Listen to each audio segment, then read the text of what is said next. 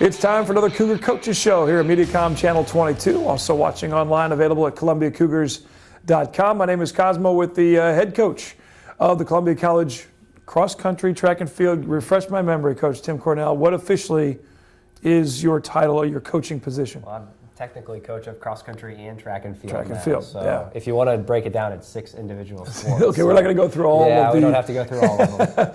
But at this time of the year, obviously with snow flying and the temperature's cold, even though it's been a rather mild winter, where I'm sure your runners probably enjoy being able to train more outside than stuck only inside. But a couple of events you guys have competed in already on the indoor run of things, one a lot closer than the other. We'll start with the Missouri meet that you were in. Tell us about what happened there. Sure. So we opened up at the Missouri Invitational, and we ran pretty much full squad. And it's our first opportunity to get on an indoor track, which is always fun. Indoor track is a smaller track. It's a 200-meter track. Typically, ranges between 200 and 300 meters, but typically it's a 200-meter oval. And it's an opportunity to compete, and I love it because it's tactical, and our athletes have to really work on positioning during the race to make sure that they succeed. And what are the distances of those are? Do they range? Everything from? Yeah, you run the typical events that you would run during an outdoor track and field season, with the exception that there are a few events added. So you move in the 600 meter / 600 yard, you throw in the 1,000 meter, the 3,000 meter.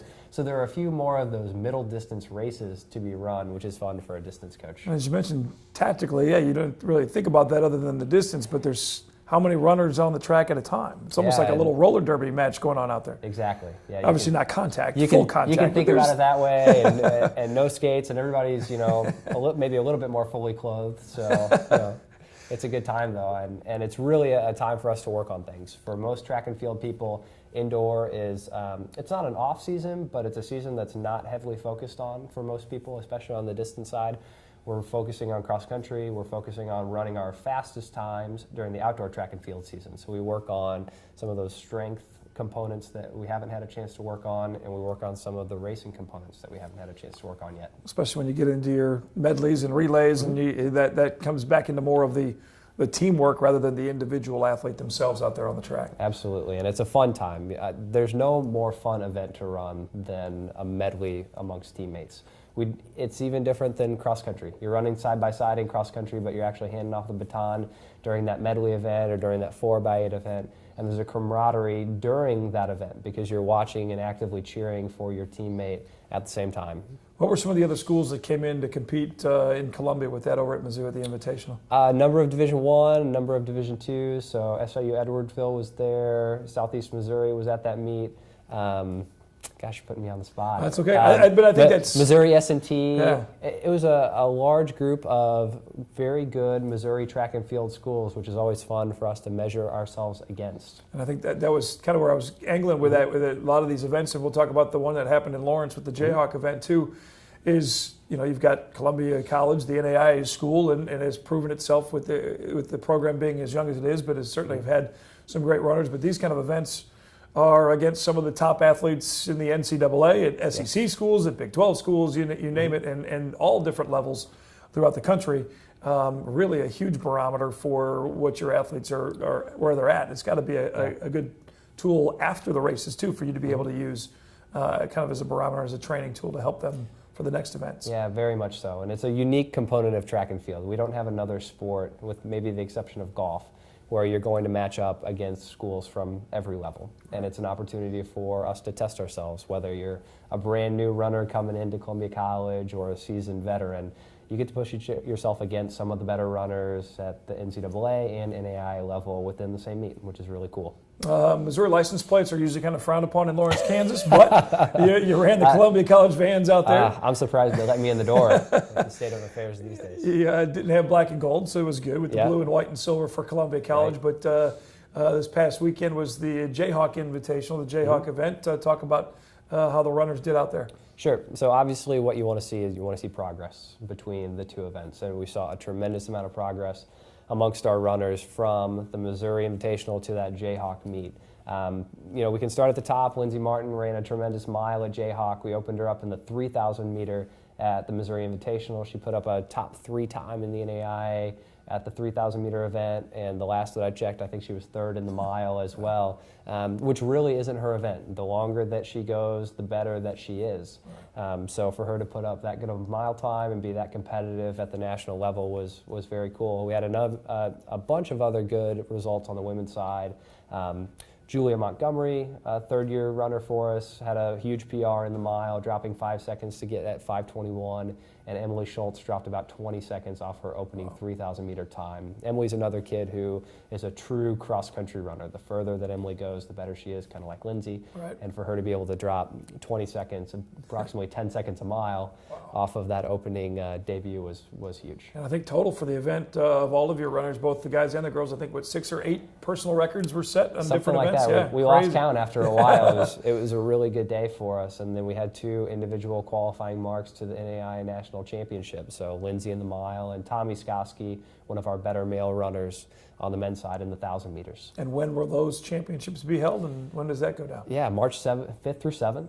So we've got about a month until those go down, and they're just outside of Cleveland in Geneva, Ohio. It's a beautiful building. It's a beautiful track. It's kind of out in the middle of nowhere. I remember this from last year. Yeah, You sent several over there too. Yeah. It's a great trip. It's always a lot of fun. So you find the places where you like to stay and are the right distance away, and the cool places to eat. And so it'll be a good third trip to Geneva for us. It'll be those 2 athletes will be going? Those 2, and we've still got a few more opportunities to qualify. So we'll head up to Michigan here in about a week and a half, and then we have our conference meet a week after that event. You mentioned this one coming up Grand Rapids, I believe it is? Yeah, we're going up to Grand Valley State. Grand Valley's a tremendous Division II school. They took the top 3 places on the women's side in the cross-country national championship, so individuals 1 through 3, and also the team championship. So obviously a very good school, very good competition.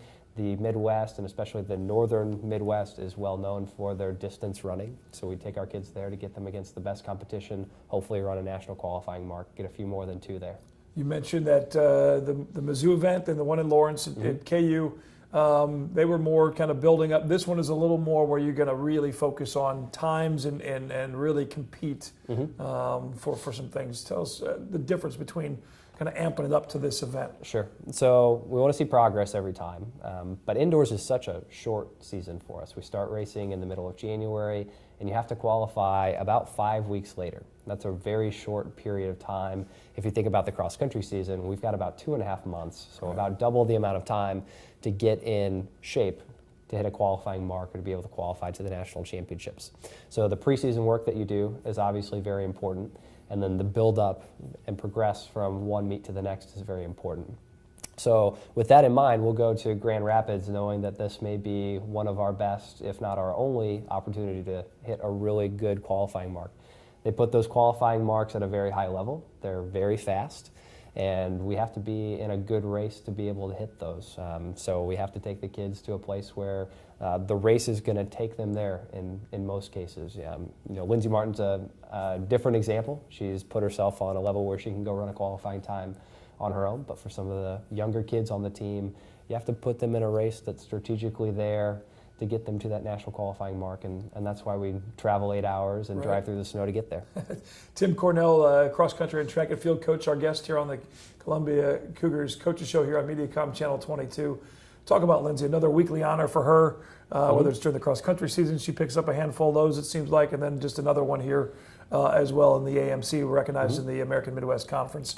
What has she meant to this, not just this season, but to the program in general, being new, just in its 3rd year? Well, obviously, Lindsay is a tremendous athlete. Another honor that she picked up this week, she was nominated for Collegiate Sportswoman of the Year at the Wynn Banquet yesterday. Lost to a tremendous track and field athlete in Kirsten Peoples, but very proud of her that she's nominated for that event.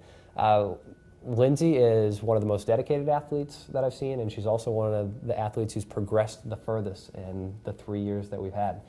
So for her to set that example and to lead by example has been hugely important for our program.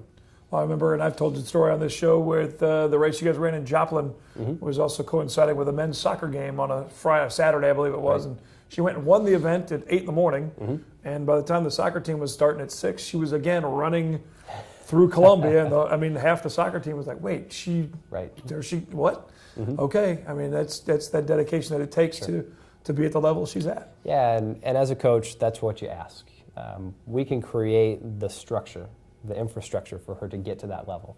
But you have to strap up the shoes and be able to have the dedication to get out there and to run when you're tired. And Lindsay's done a tremendous job of that and has been a very positive influence for our team throughout. Before we talk about some of the future coming with the addition of track and field squads to Columbia College, who is that runner or a couple of the runners that just with this shortened indoor season have maybe surprised you a little bit from when you had them in the cross-country situations to all of a sudden you go, oh, okay, you have been buying what we're selling, if you will, and Sure. and have learned some things and took it. Who are a couple of the athletes that have surprised you? Well, I think you're always surprised by the freshmen. You don't know what they can do until you get them on a track. And two of the freshmen on the men's side are Josh Vito and Seth Schenk. They're roommates. They're two of the best guys that we've got on the team, two of the hardest workers that we've had on the team, and they've had tremendous indoor seasons for that freshman level. Seth comes out of New Haven High School. He's a 800-meter state champion in Class 1. Josh is a kid from Webster Groves. He's going to be a 400, 800 kid for us. And they both had tremendous debuts on the distance medley at Jayhawk and in open events, the 600-yard for Josh and the 1,000 for Seth. So, those are the guys who really surprise you, those freshmen, and it's fun to see them get on an indoor track because some of them have never seen an indoor track before, right. And their eyes kind of light up and they go, whoa, what is this? This is a different animal. Well, consider, running around state parks and different things for cross-country, it's a little different beast, obviously. Oh, as we mentioned, the addition of men's baseball coming to Columbia College and then the addition of the two track and field teams, the men's and women's teams. You'll be the head coach for that. You'll be adding some assistants and some grad assistants to help with some of the heavy lifting. You're going to need it because until I started doing some of the homework on the Jayhawk event, you start looking down the full list of events. I mean, there's so many components to that, and obviously, at least at the start, probably won't have athletes in every single one of those events. But talk about what it's been like so far to slowly start building that project and some of the athletes that we might already have on board. Sure. So it was really breaking back in for me. So I was always a part of track and field programs. Coming over here and being cross-country only was a new experience for me. And I felt like I did a good job of jumping in and being a distance-only coach. But we were obviously missing something. We were missing the track and field component. And just as the men cross-country runners bring something to the women's team and the women's bring something to the men's team, the jumpers, the sprinters, the throwers are going to bring a different level of intensity and just a different viewpoint on life that the distance runners don't have. And it's going to complement our program. It's going to make our program better. And I'm really excited to see what happens over the next year and a half as we reach full track and field. I know Coach Burchard and Athletic Director Bob Burchard mentioned that you might already have your first thrower lined up as a potential, and he's worried about making sure you keep them away from the soccer team so there's no random discus flying across the 16-yard box out there. But yeah, I mean, we're going to have to be creative. Obviously we'll have to figure out where we practice and when we practice and how we look because it's never happened before. And that's part of the fun, it's part of the challenge, and I'm really looking forward to getting a few other staff members, getting their input, and having that group mentality to think through some of these problems and see what we come up with. And because I know with the proximity to Columbia College with Hickman High School, I know that you'll be using some of their facilities a little bit, and then obviously with the soccer field being flipped into turf, as Bob called it, reupholstered into the artificial surface out there. That will give not only your squad, but I know Coach Wendy Spratt talked last week about the opportunity that will give her team to be able to use that facility as a practice instead of having to go over to Hickman and use their turf field, and so it'll benefit everybody. Yeah, it's really a game changer for us. Our soccer field was beautiful, and this is going to have a stadium feel like we've never had before.